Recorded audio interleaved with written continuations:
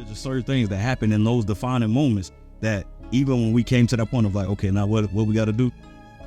Those traits, those things that we experience, those tough times help build the leadership within us, and that's what is displayed today. Yep. And I think a lot of times people try to shy away. We on a podcast a couple of weeks ago, we talked about, why do people look for help?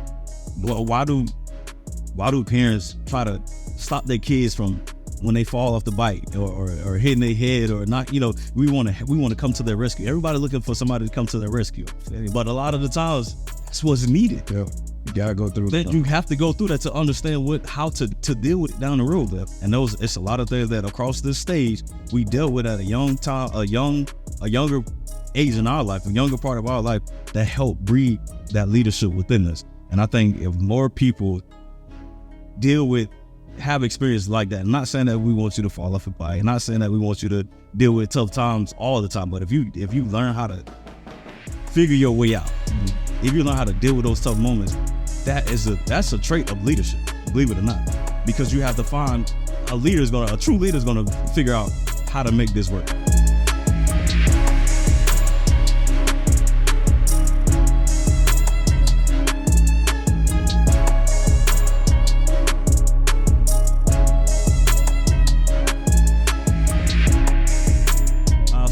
Welcome world, welcome family to another episode of the EL2A podcast. I'm your host, Jamie Gilmore Jr. To the right of me, you got Mr. Myles McConaughey, Mr. Military Man, Mr. Krabs himself. To the right of him, you got the Rocket, Mr. Eddie E. Rocker, senior. I don't think I ever told you that he is a senior, but Mr. Eddie Rocker, senior.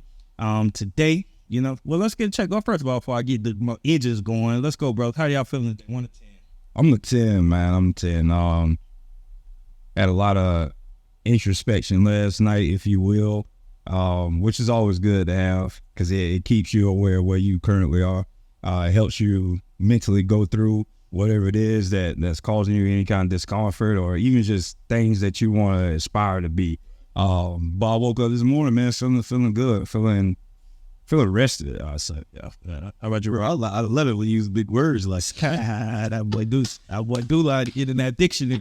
I love it. Man, I'm a 8.5. Man. Today was a good day. Being with the kids, man, it was cool in the school program.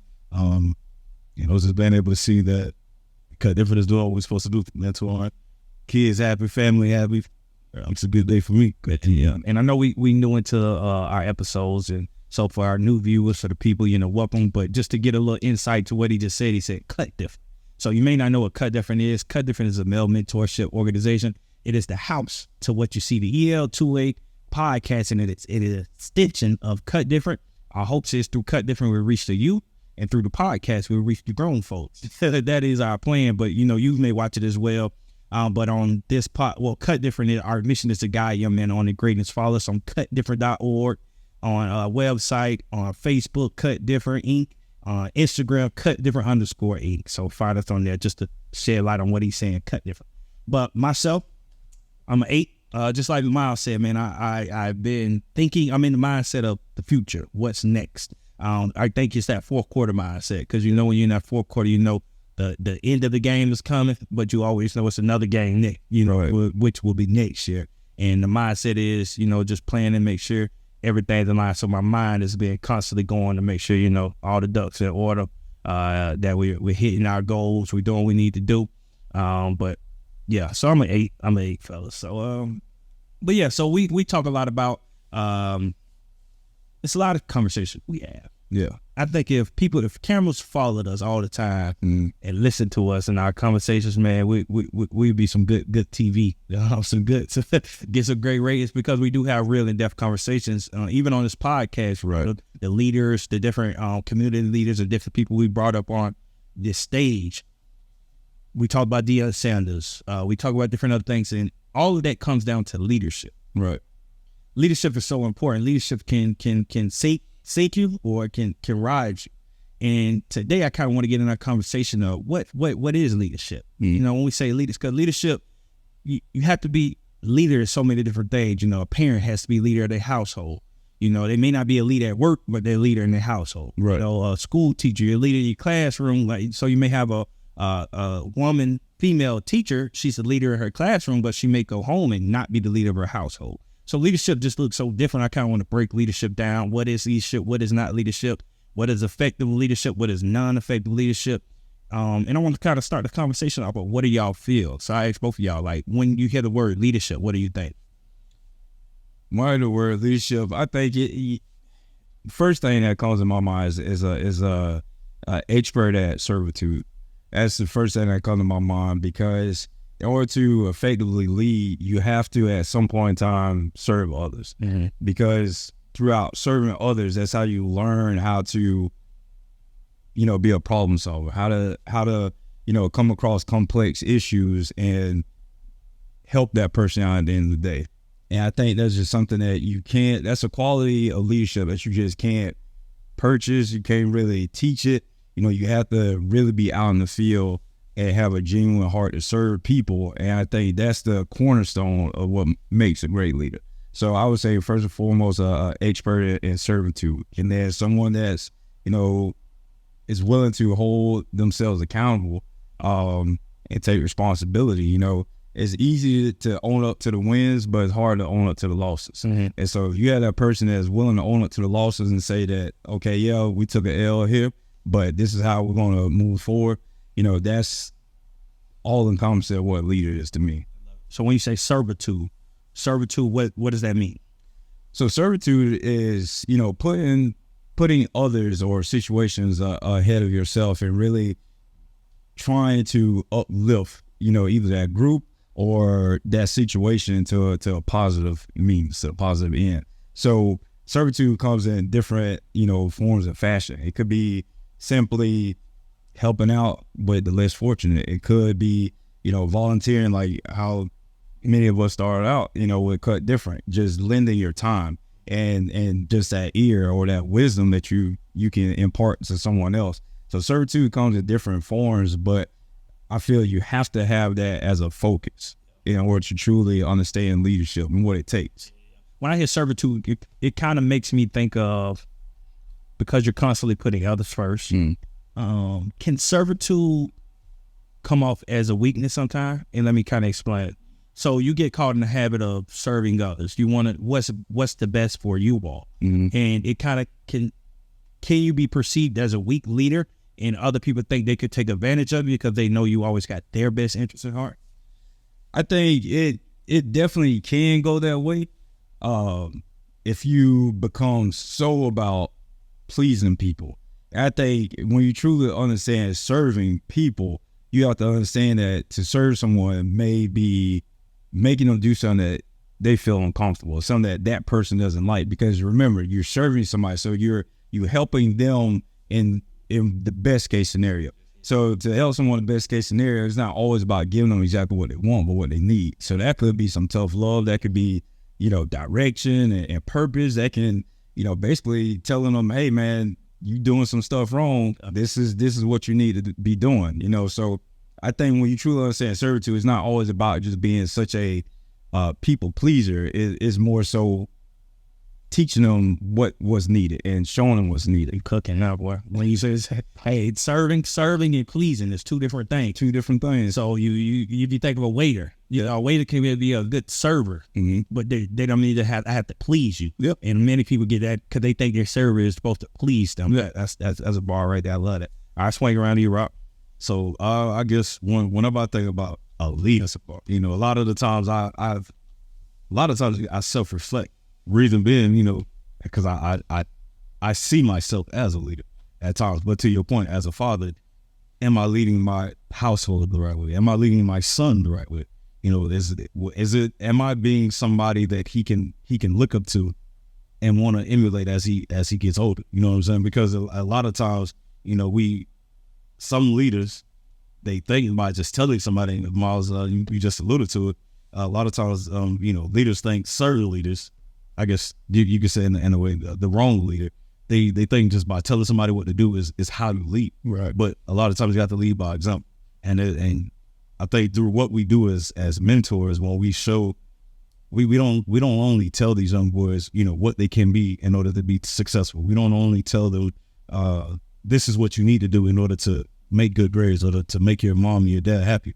we actually show them, and we show them through serving them in a manner. I think the kids get to see, there are times that my son is here and they see this is how love is supposed to be as a leader. You got to be able to show compassion. You got to be able to show empathy. I think that was one of the big topics that we had the other day. So as a leader, again, when I hear it, it's just, am I doing what I need to do to make sure that I'm a leader? And again, not just in my household, but then, when we go out in public and we represent Cut Different, when we mentor these young boys. So it's just making sure that is Eddie doing what he's supposed to do to be a leader within the community. No, I love that. And for myself, I've noticed through my journey of being I guess a follower, of being not always in leadership positions, but watching other leaders. Right. A true leader is a person that knows how to examine the room, because there's not one way to move the ship. Mm-hmm. And early on, I always thought leadership looked like one thing. Yeah. You know what I mean? If you're a forceful leader, you always, and everybody got to get in line. Mm-hmm. But I come to figure out that leadership is learning who's following you and knowing how you can navigate, get those people to follow you. Right. Because leadership for me, and we made the post about it, said it's more about influence. Right. Again, don't matter what room I go into, I can come in this room and establish influence of these people that they trust me to be able to lead them. Right. And that can look like different things. I might come in one day and be the Jamie that's, don't, let's do this. Or I may come in to Jamie, hey, y'all figure it out and let me know how we gonna go about it. And so it's just different. And I think leadership, that's the most important part of leadership, is knowing that you got to be a chameleon. Yeah. You got to be able to change in different rooms. You got to be able to know how to best work with your people and know that it's not just one way to move the ship. Right. And the word leadership always is like, once what I say goes. It never can be that way. It's never not what I say go type of mentality, because you're going to get people follow up to shit. Because not everybody's going to want to agree with you, especially if you're talking about moving a mass or a group of people. Sure. But you got to be able to build a community in a sense of camaraderie that everybody say at the end of the day, once the decision is made, I trust you. You get what I'm saying? So influence. And I think that's the biggest part of leadership, so influence. And we see, so in our community, we see a lot of things, and I know this, I ain't talking for y'all, but y'all brothers and told me that, hey, snitching on you. we see a lot of things that we don't like. Right. As far as leadership. So what are some of the things that makes a bad leader? Mm. When we talk bad leadership, what are some key things that bad leaders do, or key traits that bad leaders have? So when I worked at Cohen Distributing, it was one of those things where, again, you leading by example. When I would train some of the people, when they started the job, and how is it that I can tell a new hire, this is how things are supposed to be done? And they're riding with me at this point in time. So we're going to the account, we're working in the back of the stores, breaking the pallets down, and I'm telling them this is what's supposed to be done. And then when you're in the vehicle by yourself, for case in point, you're not supposed to have your phone. Mm. You're not supposed to have your phone while you drive. You're not supposed to have your phone in your hand while you drive. But then when we're riding together, they see me on the phone. Something as simple as not having my phone in my hand when I'm riding with a new hire, but I'm telling them this to make sure that they don't do it, but then I'm doing it in front of them. Yeah. So we have a lot of leaders within our community that preach or try to teach the community of what positive things, what good things need to be done, or how we should move as a people. But then at the same time, behind closed doors, they're not upholding themselves to whatever that is that they're telling us to do in order to be this positive community. Yep. So a lot of the times, those are some of the things that not for nothing go unnoticed, but then it does get noticed. And then the younger generation is like, well, how is this leader telling us not to do what he's doing? Right. So now we don't want to follow this person because he's clearly he can't be a leader because he's doing the wrong thing as well. Right. And so the example you just gave with Cone, was that a personal example, or that was a example you just made that up? No, that's actually a personal example. So you were the person that was in the car with somebody else that was doing something they weren't supposed to do. Yeah, They were telling you to do different. Yeah. Perfect. So how did that, in that situation, how did that person make you feel? So you come into this environment, mm-hmm. and there's a structure of how you're supposed to do something. Mm-hmm. And the person that's supposed to be your leader, your supervisor, is doing the opposite of what you were told to do. Right. How did that make you feel in that moment? And so at that point in time, it's just like, well, for me, how you gonna tell me not to do something that you're doing? You know, and if I'm supposed to be in your position, if you're telling me not to do something, but yet you're doing it, how many other people within this job, how many people are doing the wrong thing? So if I seen you doing this negative deed, or you're doing something that you're not supposed to do, there are other people that's within this organization, this team, that's also not doing the right thing as well. Mm-hmm. So how, just for me, I guess I always had a mind of wanting to be a leader. I always wanted to be somebody that can lead the team I was a captain on the football team. So being a captain on the football team, I just always felt like I have to, again, it's just leading by example. And how would I feel if I tried to tell my teammates to do something? Hey, this is how you should go 100% each play, but I'm slacking on, I'm loafing on the run. Then I expect them, if I know if we all go 100% on these runs while we're conditioning, this can help us in the fourth quarter. Mm-hmm. So then ultimately, if they see me slacking, then they're going to do the same thing, which can hurt us in the long run. So at that point in time, you just feel as if, like you're just not a leader. You're not somebody that I actually want to be like. I don't want to look up to you. I shy away from people like that because you're not even doing what you're supposed to do. So let me try to find somebody else within that organization that is a clear leader mm-hmm. that I can follow. So it just, I just feel like it just makes me, I just don't want to be around that person. I don't want to follow that person. I don't want to listen to that person. That's how it makes me feel. Just ignore some of the stuff that you're saying, or ignore everything that you're saying, because you're going against the very same thing that you're telling me to do. Yeah. All right. How about you, Brother Myles? So I agree with pretty much everything he said. So I won't really reiterate, all the points he made, but I would definitely say things that make a bad leader is someone that's not transparent mm-hmm. and they lack humility. Reason being, I've said this before, you have people who the concept of leadership that they have in their mind is like basically like this superhero type of character where they just perfect, and that's not realistic. You wasn't perfect before you got your leadership position. You're not gonna be perfect afterwards. So you have to really understand what's inside of you before you get that authority or that power. Otherwise, it's just gonna bring out those negative traits in yourself that much higher. Once you get it, it becomes amplified because now you have less constraint of being who you actually are. So you have to have a level of humility, transparency, especially when you have guys around you or people around you that's looking up to you. You tell them like, look, man, I get it. Like I remember it was times in the military where we would have just, details or something we would have to do that just didn't make sense. Mm-hmm. I wasn't that guy that would just be like, all right, yeah, just go do this. And then someone starts to question or ask why or complain, so well, just shut up and just do it. Like, no, because I get it. I was that dude too that would be asking, well, why are we doing this? Yeah. Because it's not clear. So as a leader, you're supposed to establish the vision of what the mission is, what's the end goal. Mm-hmm. So, yeah, I get it sounds stupid, but it's because you're not understanding this detail that I was told in my meeting, because we get told more. So I was sitting there and tell them. So if I got told 10 things while we was doing X, Y, and Z, I told my guys the 10 things so that it's not just so, well, y'all just subordinates, so I'm just going to give y'all a snapshot and then y'all just got to go execute. Would you want to work for somebody that's like that, who only going to tell you part of the picture, but they want you to go and be perfect in execution?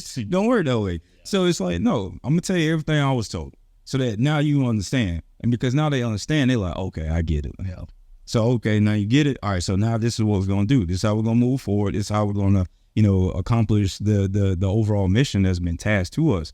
And I saw a lot of success with that when I was a young NCO. I would just tell them. I never for the life of me understood why people just didn't tell them straight up, like what was going on. Just be transparent. Mm-hmm. And a lot of times too, leaders feel a pressure of like always having an answer.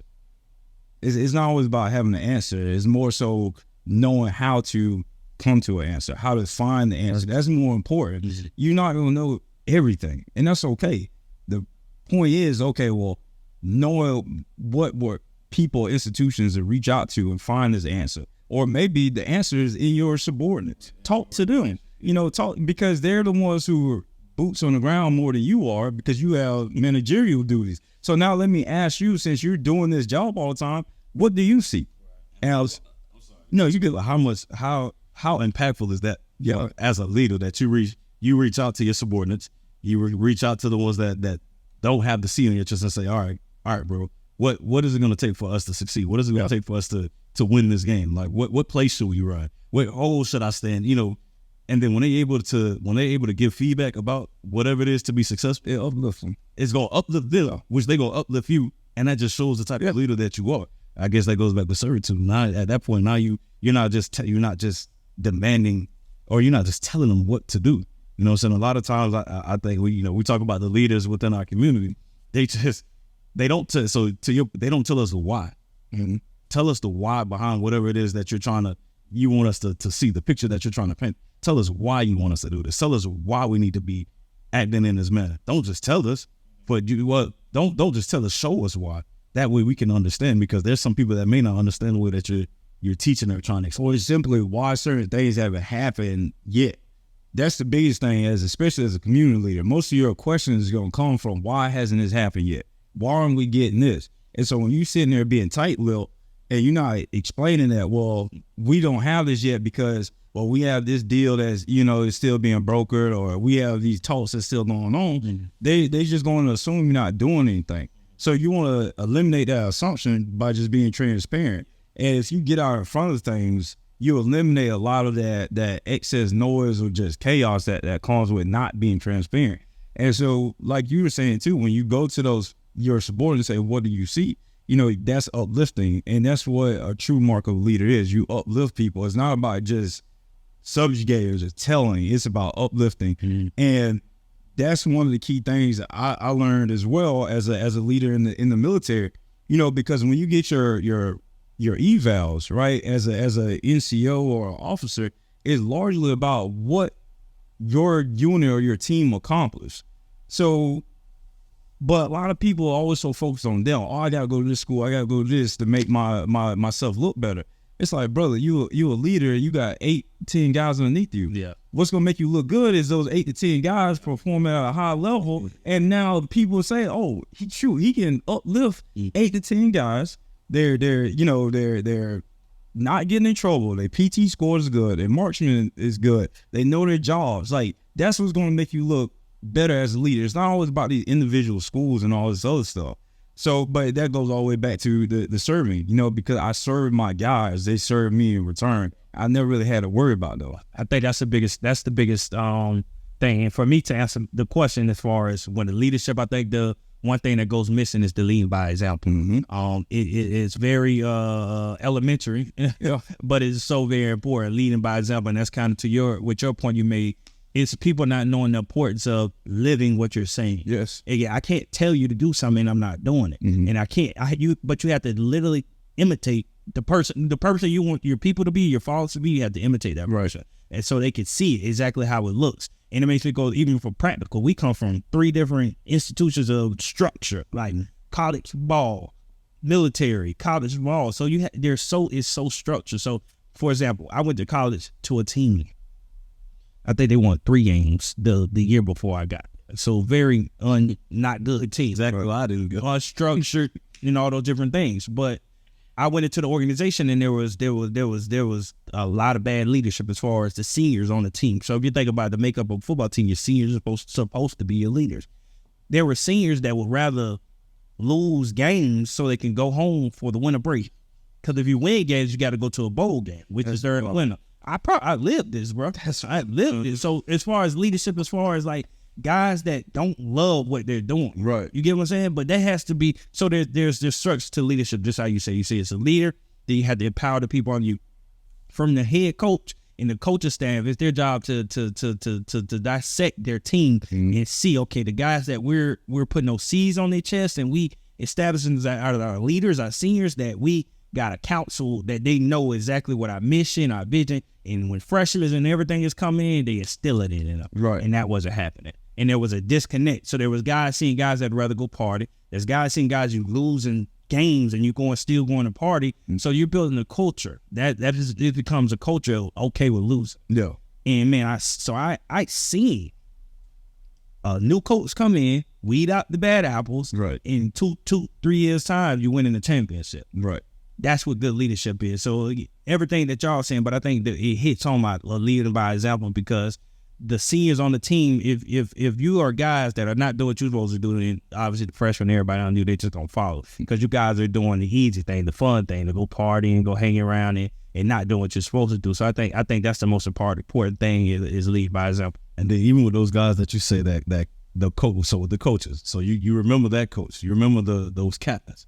One thing about a leader, over time, how long has it been since you played with that coach and those players? From the losing team, I was 20. Well, not the losing, the one when it turned around from losing to winning. 7 years. So it's been 7 years, but you still remember that good leadership. Those people individually, you remember when they came in and they helped turn that around. Yeah. So as a good leader, that was one thing. When I became a department manager, it was always weird, man. I got a text, I got a Facebook friend request from one of the guys that I worked with years after I had after he actually left Cone. And then years later, he requested me. He wanted to tell me about his family. Like he got married. He ended up having a kid. He had 2 kids, and he was just letting me know. But within our communication through Facebook, he let me know that, man, I appreciate everything that you did. Basically, when he worked with me up under me, the leader in me, the things that I did, the way that I carried myself, leading by example. I was telling, I worked beside him. I worked with him. If he was having a bad day, I empathized with him at that point in time. Like, hey, bro, if you got to go, I can handle it. Those are the type of leaders that we remember. Those are the people that, again, that you want to be just like, or say you want those type of people to be your leaders, because they got a pure heart. They lead by example, and I feel like a lot of times that goes missing when we look in today's society. Yeah. What are some of y'all favorite, I think, examples of leaders? So I'll go first because I was already thinking about it. But so when I think about like my favorite leader of all time, mine is Dr. Martin Luther King Jr.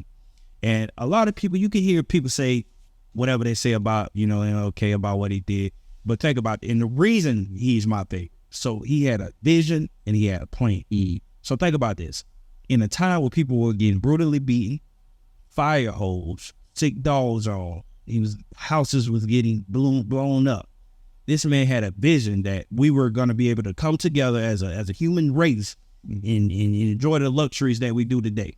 In the time that he lived in, bro, what kind of out of your mind vision, dream is that? You get what I'm saying? So that's crazy. But he was able to paint a picture to get people to follow that. Yeah. That was like insanity to believe that in that time. Right. Like what in that time gave him the idea that we can be doing what we're doing today. Yeah. You get what I'm saying? But that's a leader. He was able to cast that vision on people. And you know how he was able to cast it? Because he said, I have a dream. It was the marketing. It was the salesmanship that he had. Right. The reason I have a dream. Imagine he would have said it like in a business plan. All right, I have a business plan that we are going to come together. Right. That you can't sell people on that. This is the steps we're going to take. He said, no, I have a dream. Yep. You get what I'm saying? So when you have a dream, you attach it to a higher being. Right. He attached to a godly thing. You get what I'm saying? I have a dream. Right. And I think that was just so I think Dr. Martin Luther King, because of his vision and him being able to execute the plan of that vision. So when y'all think about leaders, who are those people that y'all think about? Who was your favorite leader, best? Well, I have like 2 answers for that, because one is akin to the one that you chose, but I say for as a spiritual leader, is obviously, I say Jesus, because again, his entire approach to leadership was servitude. You have the Son of God over here washing the feet of his disciples. Yeah. And that is always just like such a powerful imagery to me, because it's like church. It's like you have somebody who's worthy to be praised, but he would bring himself to wash the feet of his servants. So it just showed that humility, humbleness of heart. So I really like those teachers and that imagery of how to be a leader and to care for those that's underneath you. Because I think if you really have a mind to care for those underneath you, it is really hard to take them off the beaten path, because you're so caring about their well-being and their future and their mindsets. So you really cherish that and you honor that. And then secondly, Dr. King definitely is a great leader. I would say Malcolm would be my second, and the reason being is because, especially during that time period, for everything that Dr. King was doing, which was needed during that time period, I resonate a little bit more with Malcolm's approach, especially after his Mecca trip, when he was more so about understanding about unity, you know, bringing other people together, which he agreed with Dr. King with, but then also the empowerment, self-empowerment, the do for self stuff that we talk about, even with Cut Different. So I really like that overall approach, but I don't think you can go wrong between the two of them. Yeah, and people try to combat those two. We just gave two examples of why those two brothers were needed in that time. For sure. It's like an argument of a Tupac and Biggie type of thing. You know what I'm saying? Everybody had their special need in those times. So even with we should lift those brothers up on high. You know, you don't have to put one down to put the other up, and that's kind of what I want to get to with just bringing that up. So Malcolm, because Malcolm on my list as well, as far as his teaching and beliefs as well. So yeah. So I'm gonna go to like just right here, like what's right in front of us. You got one. I'm gonna speak on the teachers, depending on what teacher, like how that teacher taught. So my Miss Hutchinson. So my 4th and 5th grade teacher, Miss Hutchinson. You know, I think back to I listened to some of the things that our mom taught. What mom said about Miss Hutchinson, how she helped me through that 4th and 5th grade time period for me. Has somewhat of a bad attitude. I was a smart kid, but I acted out in certain ways. But as a leader, as a teacher that cared about her subordinates, about her students, a leader is going to help you even when you're doing wrong, to coach you up in order to make sure that you're doing right. So not only did she teach me the A, B, C, 1, 2, 3, but she taught me how to carry myself as a young man to help instill those same teachings that my mom taught me, being respectful, you know, loving or being friendly to my peers. So I definitely think as a leader, you know, just right here in front of me, Miss Hutchinson, my 4th and 5th grade teacher. Then I think about our dad. You have a man, so you can't put them well. Then at the same time, if you're a good parent, you have that same vision as Martin Luther King for your kids, right? We don't want to live. We can't live life for them. We can teach them how to go about life. And then we can tell, you know, hey, I wouldn't do that. You should do that. Same thing we do with Cut Different. So for our dad, I mean, you know, as a man who at a young age, 17, had his first kid, but came in, took me on, me and my mom, and then had another child, had my brother. So now he's starting out at a young age, but he's been, since I can remember from age, whenever I knew that this was my dad, everything that he said, leading me in the right direction. He's been doing that. So as a leader, you know, again, he is definitely somebody that's a leader to me. And that's why I emulate the things that, and the same teachings that he taught me. And again, I feel like people, a lot of times you see more in people than they see in themselves. You know, we hear that through coaching.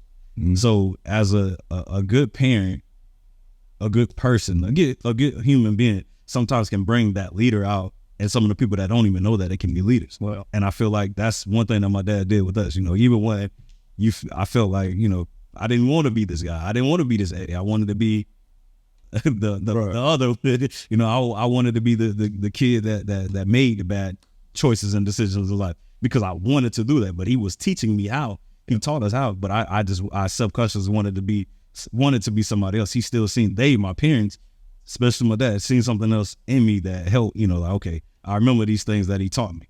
This is how I need to be. This is how I need to lead this is how I need to live my life. And this is how I need to lead my family as I'm matured. And that's how, you know, our father today. Yeah, man. So the person that's watching this, the person that's, you know, tuning in, watching, and they, you know, they're sitting there, you're like, man, I always, you know, had a burning desire to be a leader. You know, I always felt I was in situations that, you know, an answer was needed or, you know, direction was needed, and there was something burning in me to say something or to be that guide. I just didn't for whatever reason.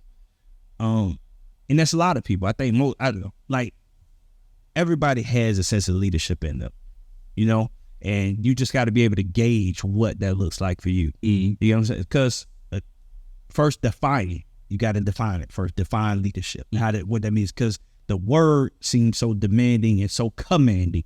So it seems like I have to command something if I'm the leader. And you could be a leader and not have command. You get what I'm saying? So for the person that's watching, what are some things they can do, I guess, to gauge their leadership, or to see like things they can do to be a better leader? Like, we got to be able to get them something to take home with them. Like, you know, okay, I hear you. Like, I hear you. You was in the military. You played for collegiate football. All right, y'all seen good leadership. You seen bad leadership. Okay, but how does that help me? You get what I'm saying? So what can the person that's watching this, what can they do right now to gauge their leadership and also become a better leader? I would say, because in the military, the mindset is everyone's a leader. You know, just like you said, everyone's a leader. So when you truly understand that, then you understand that even if you have your own little quirks, or you have your own way of viewing things, there is still, you still have the capability to be a leader.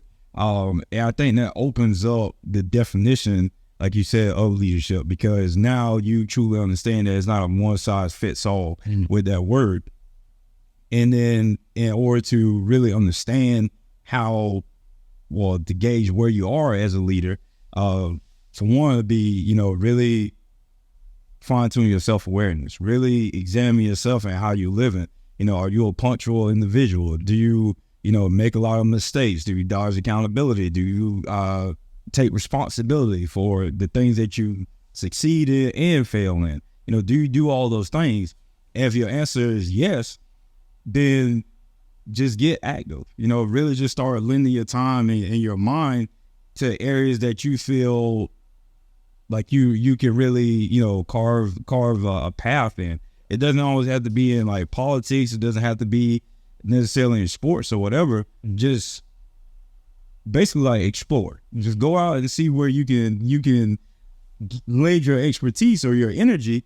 And I think through that, because you're passionate about whatever that thing is, then over time you'll start to really see that leadership potential in you, and now you're in an environment where you can really let it come out.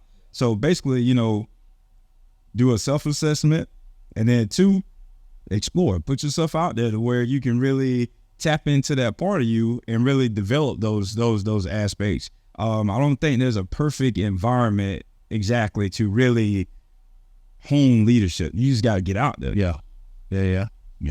Nah, so you said that perfect. So the only thing else that I could say or would say to that is just knowing that there are different types of leaders. Like I think a lot of people, like you said, a lot of people, they just some people just think when they are a leader, you have to demand and command somebody to do X, Y, Z. But a lot of times you don't have to lead by telling somebody what to do. A leader if I'm the captain on the team, and so if I'm the captain and you two are you're on the team as well, but you guys don't wear the C's on your chest. Myles could be a leader to you, even though he doesn't have that C on his chest, by telling you, like, bro, let's make sure we running the sprint together. I'm already on the other side of the field, like I done ran my sprint and I'm yelling, let's run full speed. But Myles, as a leader that doesn't have a C on his chest, is just pulling you along. Like, you just got to find, like I said, Myles said, he said it great. And you just got to find your place. And I think a lot of times, you should ask God. That's one of the biggest things, because a lot of times you don't know what your purpose is. Ask God to show you what your purpose is.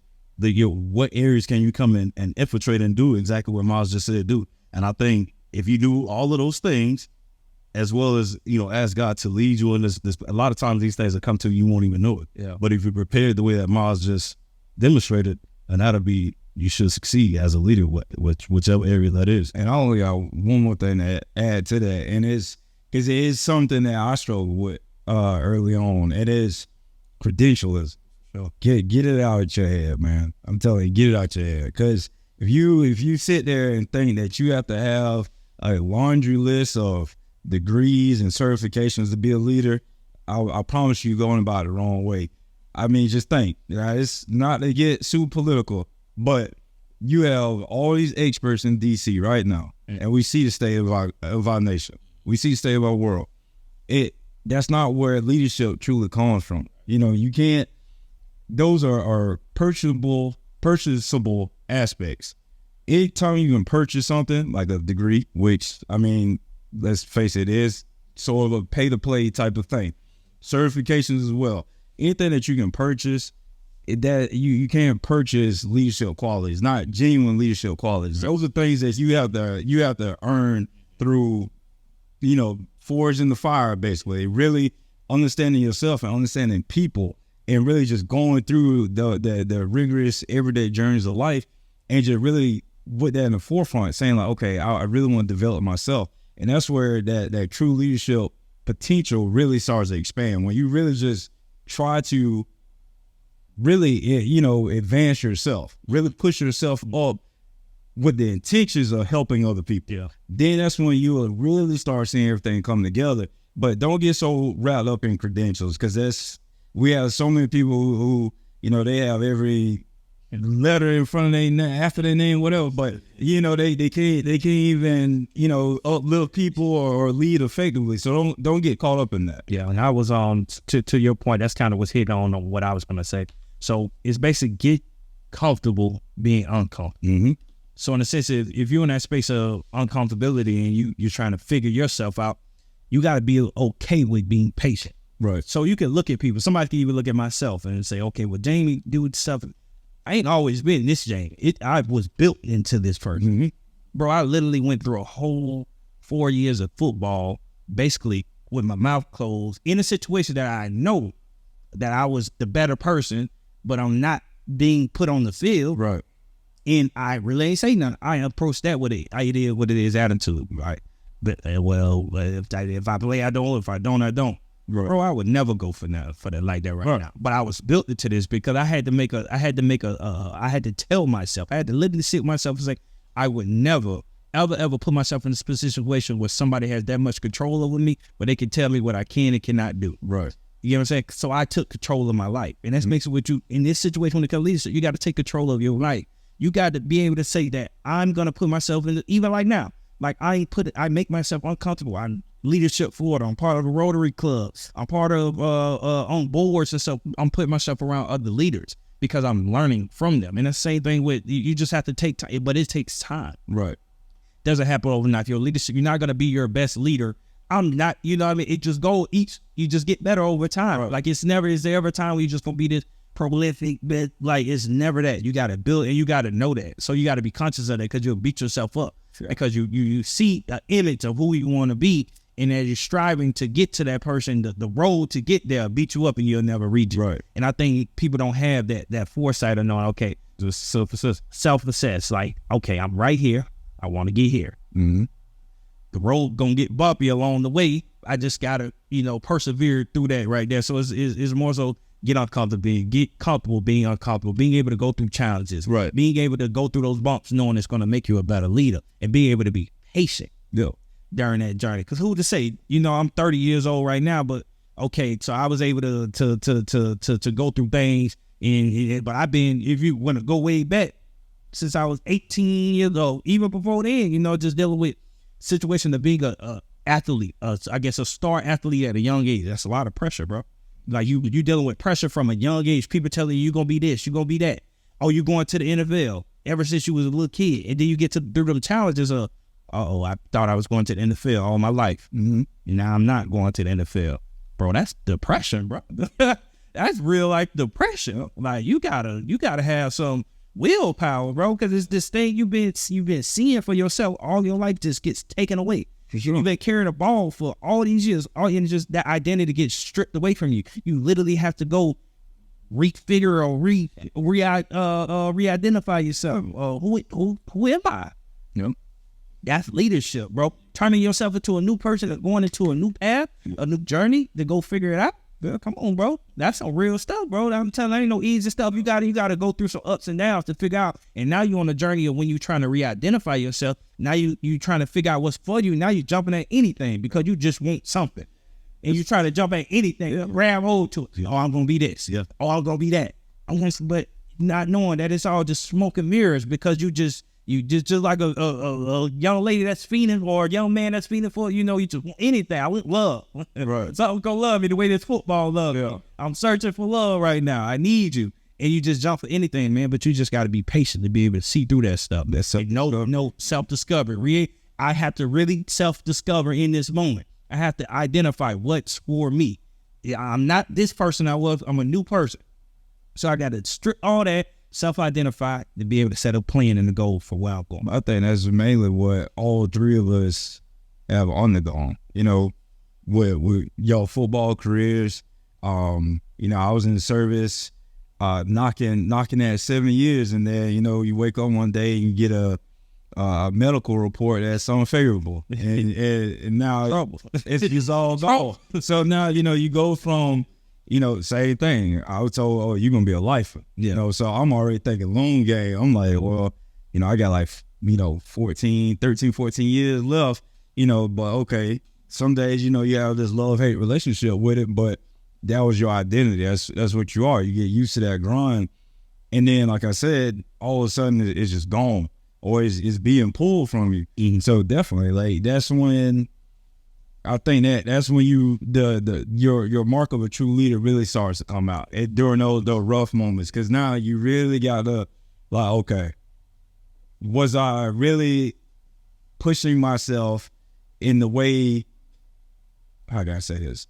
Like, yes, I'm doing good in where I am now, but was I really pushing myself to the deepest level to become the best version of me possible? And I think when you're in these institutions they're so rigid in a way, I think it kind of strips those things from you a little bit, because you're more focused about being the best in that realm, that world, in football, in the military. But what does the actual best Myles look like? The best Eddie, the best Jamie? Yeah. And sometimes you have to have that life-altering event that's going to strip it from you. And so everything that you thought you were, you now a blank canvas almost. And you say, okay, now what you going to paint now? Yeah. So listen to your story. So and I'll go through my brief. I played ball, college. Same thing. We thinking that I was going to make it to the NFL. That didn't work. But then at the same time, when that didn't work, I have a child. Yeah. Now, I have a degree. I didn't go to the NFL, and I have a child. Wait a minute. I'm not making money from playing ball. Yeah. The degree that I had, I applied to 3 or 4 different prisons with the degree. And I was thinking, like you say credentials, not everything. It took me a long time to figure that out, that degrees didn't mean anything. I applied to 3 or 4 different prisons, and I didn't get neither one of them. So now I'm not in the NFL. My degree that I spent 4.5, 5 years to get, it's not paying me anything, and I still have to take care of this little girl. So when I think at the same time, so when you talk about the root of those defining moments, so the military, you had to go through certain things. I don't think I can go through. You had to go through something that helped, you learn at the beginning. Like you said, it broke you down and then it built you back up. Through sports, through football, man, them 545, them school days, fall ball, we fall camp, that was a fall camp, and it's just straight football, bro. It bred you to be the person that you are, to work out after 7 years after playing ball, 10 years after playing ball, you working out. There's just certain things that happen in those defining moments that even when we came to that point of like, okay, now what we got to do, those traits, those things that we experience, those tough times help build the leadership within us, and that's what is displayed today. Yep. And I think a lot of times people try to shy away. We on a podcast a couple of weeks ago, we talked about, why do people look for help?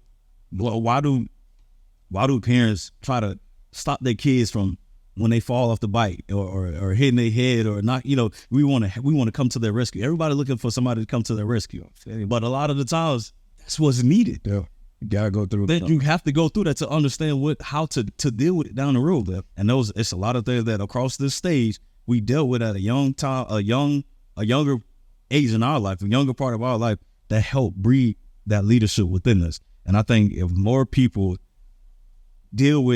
have experiences like that, I'm not saying that we want you to fall off a bike, I'm not saying that we want you to deal with tough times all the time, but if you learn how to figure your way out, if you learn how to deal with those tough moments, that's a trait of leadership, believe it or not, because you have to find a true leader is gonna figure out how to make this work, how to get through this tough time. Resilience. Thank you. That's resilience. Credit. You know what I'm saying?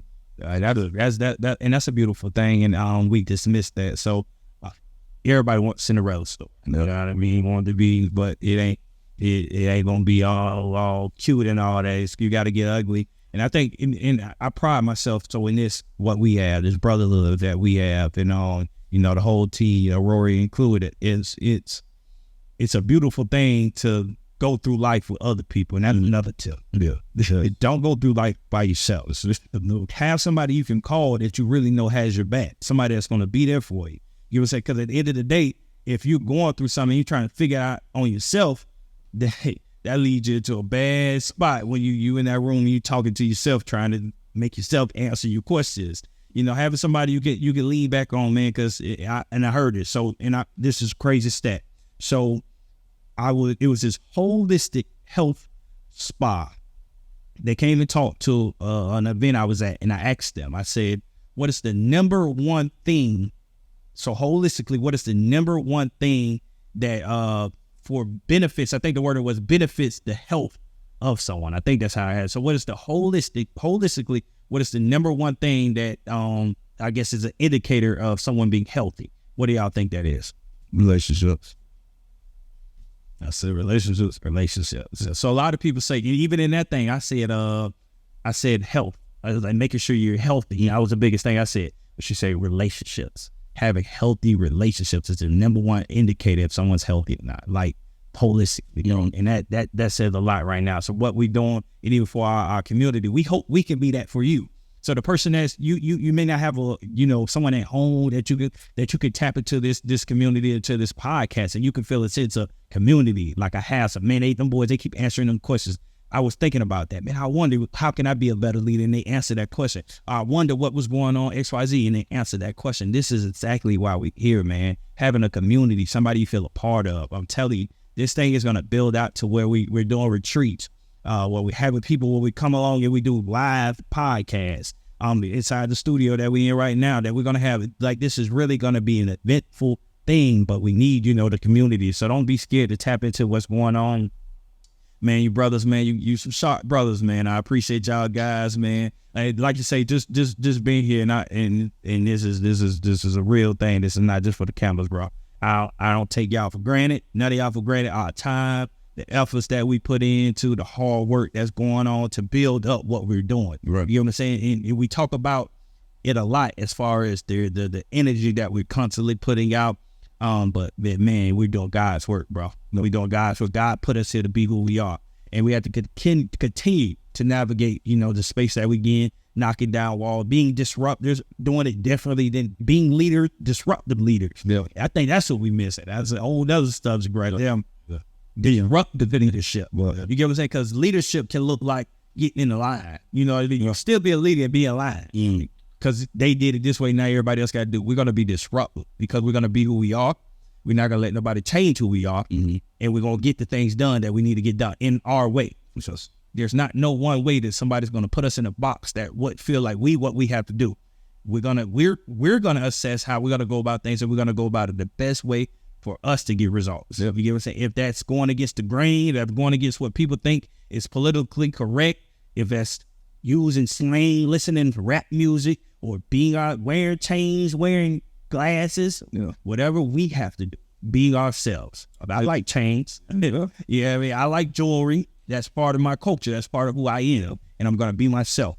And we're going to be ourselves through this path to what we're doing, brother. So I appreciate y'all guys, man. So as we're going on, I know y'all got anything. I know, we wrapped up. I don't know how long we be going. I don't be looking at the time. I got to start looking at the time. But y'all got anything y'all want to touch up on? Again, we talked about leadership today, people. We constantly, when you tap into this podcast, you're going to get those skills, the tips, everything you need to be a better person, a better individual, and to own your greatness. You have to be able to have, different positive voices that you can listen to. Again, as we give you this information, I don't want you to just take what we say and take it as gold and like we right. I just want to get the conversation started. I want to get the wheels going. If you can leave this and go to another search engine to Google something to figure out what works for you. But this is be a platform. You always get positivity. You always get good energy. You always get good advice right here on the EL2A podcast. So again, brothers, bring it back to y'all. Y'all got anything else before I close this thing up? And get the people a word. We talking about leadership. Let's say it like that. Give the people a word of wisdom just before we get off. Just a little quick word of a nugget that we can sign off on that you just from your heart prompt to what you feel that these people need to hear. Yeah, I think so. I mean, you made a great point. A lot of the times we think we have to be a certain way because everybody else is, or because somebody said I got a certain degree, or I didn't go after a certain degree because somebody in my family near did to me, told me that they didn't think I should do that. That stopped me from doing what God's purpose could have been for me.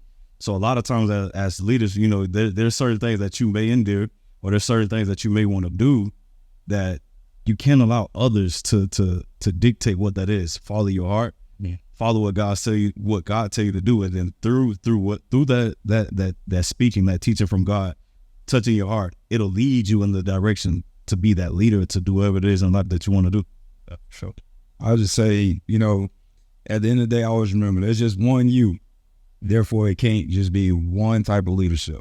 All right. So everyone's unique. Everyone has their own piece of the puzzle that they can give to community, or give to, you know, anything, a job, or your family at large. You know, give that piece of the puzzle and just do it in an earnest way, a way that's full of intentions on just helping. Yeah, man, you took words out of my mouth, so I got to try to think of something else. I'm gonna just say just to reiterate what everybody's saying, man, and on a serious, you know, be yourself. We all unique in our own way. We all have something. God made us all unique. We all have something, a piece, like he just said, a piece that we have to give to this world. We tap into these social media networks, into these phones so much that we take away from our uniqueness. So, because we're so used to getting on and looking at what the celebrities are doing and what everybody else doing, that we're taking away from our own uniqueness. Put your phone down. Put your phone down. Listen to your own self sometimes. Listen to your own thoughts to be able to discern, like, who am I? Again, do that self-discovery work, a self-assess yourself. Who am I and where am I going? This is a whole nother thing too. Always ask yourself. There's a self-discovery plan called GPS. I introduced that a little on this podcast as well, a little later in its full depth. But basically asking yourself, who am I and where am I going? There's two questions in it like that every person needs to answer. That's who am I and where am I going? Once you answer those two questions, you can, man, life gonna change. Your life is gonna change for the better once you get those two questions answered, because you got a roadmap. Okay, I'm here. It's a destination, just like a GPS. You're able to log into a destination in your GPS and say, I need to get here. The beautiful thing about a GPS is not saying you won't make the wrong turn, because you will make the wrong turn. But as long as you got the destination locked in, it's going to reroute you. It's going to reroute you and you can get back on track. But most people, you're walking around and you don't know where you're going. So you just bump your head and then you're still going to road rest because you go this way, like a little ping pong thing. Now you're this way, now you're that way, now you're that way. But you never have that destination locked in and know, even if I go the wrong way, I know I got to get back that way. So it's true, man. Just figure out a destination where you're going, and it may change over time. Your destination will change. Your mind was in the field. Then I said I was going to get a PhD. I was saying all this different stuff, but I was being influenced by the people that I was looking up to in them times, until I started to realize that I am the influence. I'm him. I'm that guy. You get what I'm saying? So now I'm on my path of my righteousness. You get what I'm saying? What God got for me. So now I'm aligned with God and what he has for me, and I'm chasing that. And you can do the same thing. Yeah. All right, boys. All right, man. We another episode of the EL2A podcast, family. We appreciate y'all for joining in. If you haven't already, like, subscribe, comment.